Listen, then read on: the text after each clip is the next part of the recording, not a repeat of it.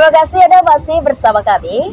Ya besar, rombongan keturunan Banjar yang bermukim di Malaysia berziarah ke makam Sultan Adam Al-Watsik Villa di kota Martapura lantaran ingin bersilaturahmi dan ingin mengetahui zuriat asal-usul mereka yang diketahui ada keturunan dari Kesultanan Banjar. Gusti Muhammad Maslan, pria berusia 72 tahun asal Malaysia, akhirnya menjejakkan kaki di Banua Banjar, tanah kelahiran leluhurnya. Bersama rombongan yang berjumlah 8 orang, mereka berziarah ke makam Sultan Adam Al-Watsik Villa serta ke makam Abah Anang Zazuli Seman di Martapura, didampingi pengurus Yayasan Sultan Adam Kesultanan Banjar. Adapun maksud kedatangan mereka ke Kalimantan Selatan dalam rangka menjalin silaturahmi serta susur galur atau bacarian keluarga di Banua Banjar. Gusti Muhammad Maslan sendiri merupakan ahli di bidang pembangunan irigasi, pembangkit listrik yang telah mengembangkan ilmunya di negara Malaysia. Lahir di Kuala Kangsar dan bapak saya juga lahir di Kuala Kangsar dan juga datuk saya. Jadi lahir kami tinggal di Perwas. Dan datuk saya Ismail dia besarkan di Pantai Remis. Dia wafat di Pantai Remis dan kuburnya ada di sana. Dia diciptakan dia yang datang daripada Banjarmasin atau Martapura, dan dia bapaknya namanya Gusti Kasih. Yang saya tahu daripada Banjar itu saja. Jadi nak tahu kalau ada lagi keturunannya keluarga di sini, kita menyambung silaturahimnya. Pangeran Insinyur Pangeran Muhammad Tur adalah juga beliau sebagai Menteri PO kemudian beliau membangun irigasi di Rio sekarang ini dinikmati oleh masyarakat ya di Kalimantan Selatan ini dengan adanya bendungan itu, yaitu dengan ada irigasi tadi sehingga bisa membangkitkan tenaga listrik. Nah beliau ini kebetulan juga memang spesialis memang ilmu itu. Jadi bahkan ada punya dua Pak ya, pembangkit listrik, dua pembangkit 6 megawatt. Jadi ada ilmunya sama dengan Pangeran Muhammad Nur, dan beliau sudah ada punya malah secara pribadi di sini Tanjung. Nah mudah-mudahan ilmu beliau ini akan beliau terapkan nanti di Kesultanan Banjar, mungkin juga secara kesungguhan dan masyarakat di Kalimantan Selatan, bahkan di Indonesia sampai ke Malaysia juga Pak. Kalau di Malaysia beliau kan sudah mengembangkan itu. Jadi ada kemungkinan nanti dengan ada warga Kesultanan Banjar yang memang ahli dalam bidang ilmunya, listrikan atau mudah-mudahan ini bisa dikembangkan bukan hanya di Kesultanan Banjar, di Kuala Kangsar, mudah-mudahan bisa di Indonesia juga. Dan kita mengharapkan putra-putri Kesultanan Banjar bisa nanti mengadopsi ilmu beliau atau kita belajar sama beliau nanti bagaimana cara pengembangan ilmu yang memang sangat dipentingkan oleh masyarakat.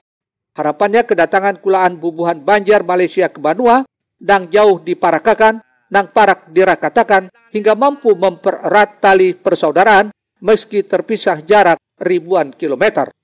Ahmad Ramadhani, Banjar TV.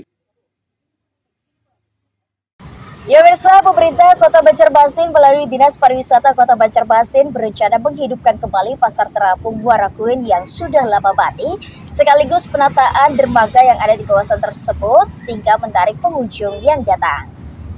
Dinas Pemuda Olahraga dan Pariwisata Kota Banjarmasin berencana menghidupkan kembali Pasar Terapung Muara Kuin yang sudah lama mati suri. Pasar Terapung ini dulunya dikenal bernama Pasar Terapung Muara Kuin. Langkah awal yang dilakukan adalah melakukan pendekatan kepada masyarakat dan mendorong kembali agar beraktivitas melakukan perdagangan di sungai seperti para pendahulunya tempo lalu. Termasuk pula untuk menghidupkan kembali perekonomian di kawasan wisata religi, yang mana para wisatawan akan diarahkan bisa berbelanja di Pasar Terapung Kuin Ujung tersebut. Kita ingin membenahi wisata-wisata untuk menghidupkan juga bukan hanya objek wisata tapi budaya kita, bagaimana kita dapat mempertahankan, mengembangkan dan melestarikan, yaitu kita ingin menghidupkan Acil Terapung yang ada di Kampung Kuin Ujung. Nah, karena di situ kan ada Masjid Sultan Suryansa, ada makam Sultan Suryansa, ada penduduk lokal yang memang itu dari bahari itu kan orang-orang di sana itu usahanya itu di sungai. Nah, jadi kita ingin menghidupkan lagi, mendorong mereka lagi untuk bisa buka sehingga orang yang datang berwisata ini bisa kita arahkan paketan wisata ke sana. Jadi bukan hanya wisata religi tapi juga untuk berbelanja di sungai. Pihaknya pun sudah melakukan sosialisasi melalui Pokdarwis setempat dan akan menata dermaga di kawasan tersebut agar semakin menarik wisatawan yang datang ke sana untuk berbelanja di Pasar Terapung Muara Kuin. Murtasia, Banjar TV.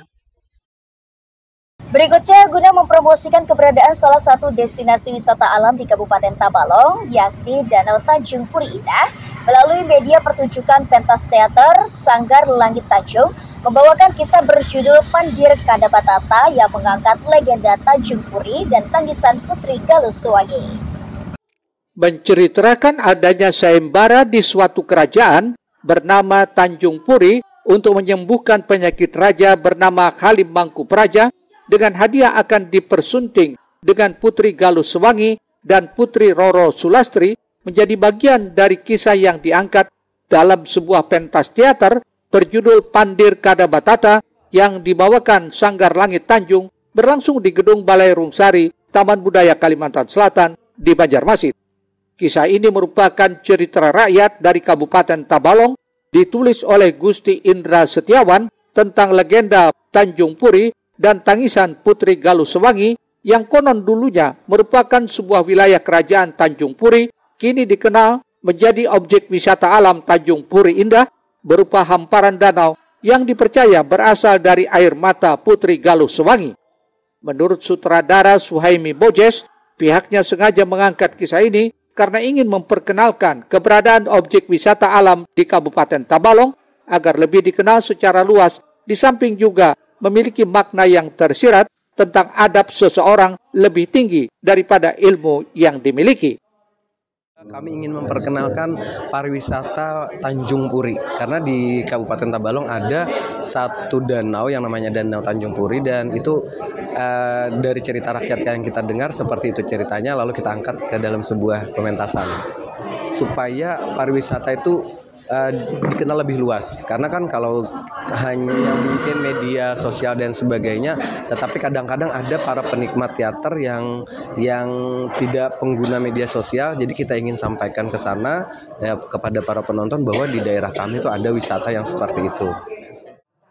Selain itu, melalui pentas teater ini juga menjadi ajang dalam memberikan ruang kepada para aktor pemula yang diisi oleh pelajar SMP dan SMA agar mereka memiliki pengalaman dan mental yang kuat untuk bisa tampil di atas panggung di hadapan para penontonnya. Erwin Yudanwari, Banjar TV. Pemirsa, perjalanan panjang 32 finalis akhirnya mengerucut pada 2 nama terbaik, Irfan dan Jacqueline, yang terpilih sebagai putra-putri pariwisata Kalimantan Selatan 2025. Kini keduanya memikul tanggung jawab besar sebagai duta pariwisata Banua dengan misi utama untuk memajukan sektor pariwisata daerah baik di tingkat nasional maupun internasional.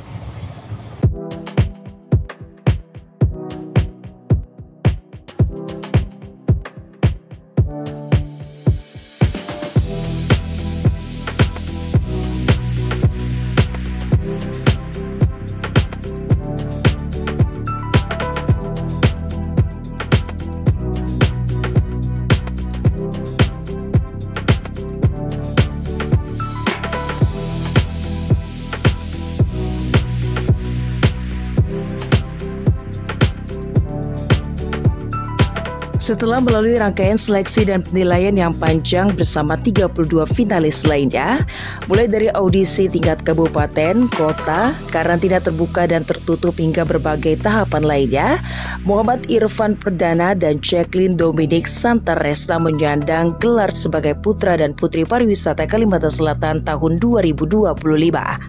Kini keduanya memikul tanggung jawab besar sebagai Duta Pariwisata Banua dengan misi utama untuk memajukan sektor pariwisata daerah baik di tingkat nasional maupun internasional.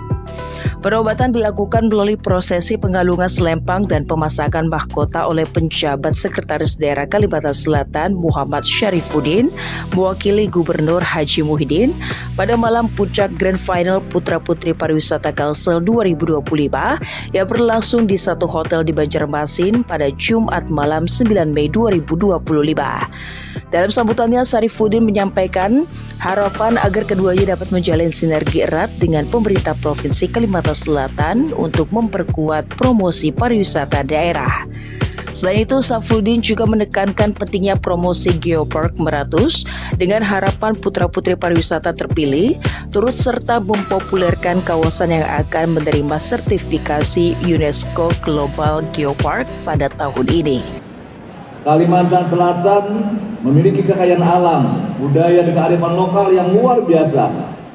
Alhamdulillah, tahun ini Geopark Meratus mendapat sertifikat UNESCO Global Geopark, yang mana nantinya tanggal 2 Juni itu akan menerima sertifikat di Paris, Prancis. Insya Allah Pak Gubernur yang akan menerima. Vido melaporkan untuk Banjar TV.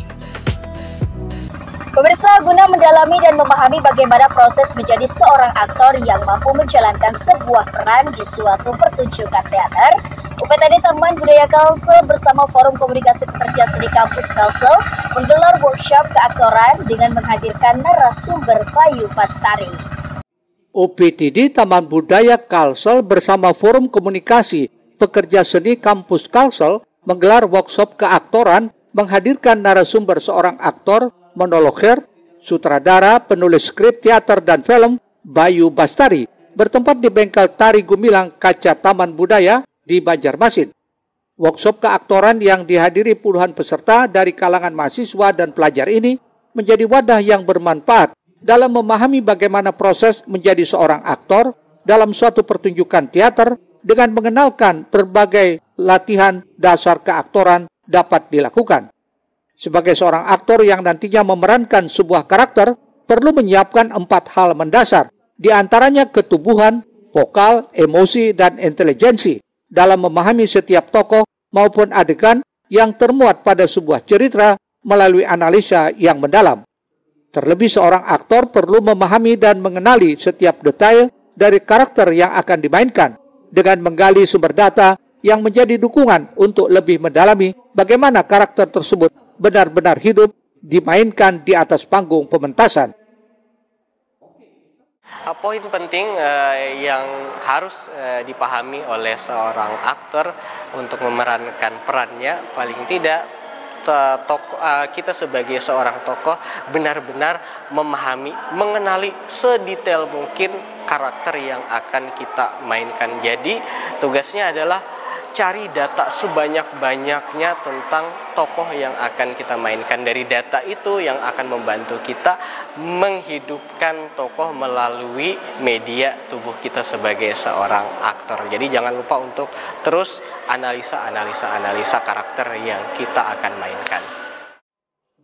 Melalui workshop keaktoran ini, Bayu Bastari berharap para peserta bisa terus melatih diri dengan terus menambah pengetahuan yang dimiliki agar menjadi seniman, seni peran yang mandiri, serta mampu berkarya dengan baik dan lancar. Erwin Yudanwari, Banjar TV.